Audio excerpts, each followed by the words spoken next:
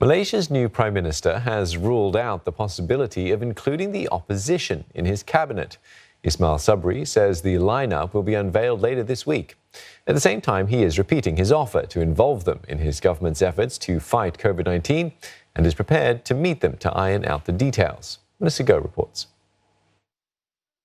First day at work as 9th Prime Minister, 61-year-old Ismail Sabri Yaakob clocked in at the Prime Minister's office in the morning and headed up north to visit flood-hit victims there.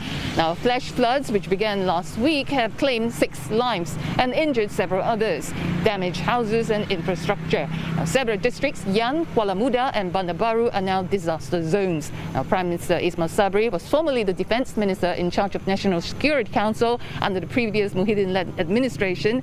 Immediately extended federal assistance, disbursing millions of dollars to fix infrastructure, improve the irrigation system, build bridges and help the villagers. Although he hasn't formed his cabinet, he said he will do that this week. But first, he said he needs to present the list of cabinet lineup to the King for his perusal.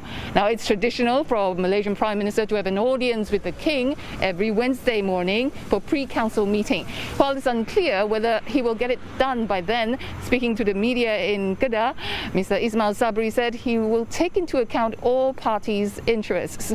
There are all kinds of speculations, especially over the Deputy Prime Minister post, with former Prime Minister Muhyiddin Yassin's Bersatu Party eyeing it first, while independent bloc from Sarawak, GPS, is also keen.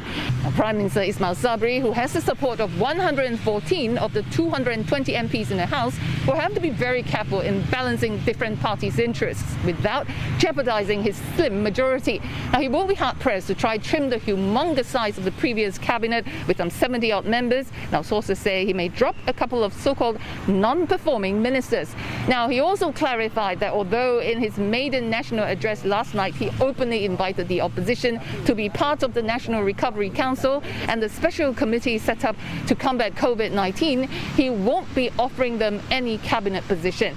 In other words, there won't be any unity government that many have hoped for, including not just the opposition, but the palace as well. It's said to have hinted on a government that's more stable and inclusive, because the next GE is not due till year 2023, and there's still 21 months to go. Melissa Go, CNA, Kuala Lumpur.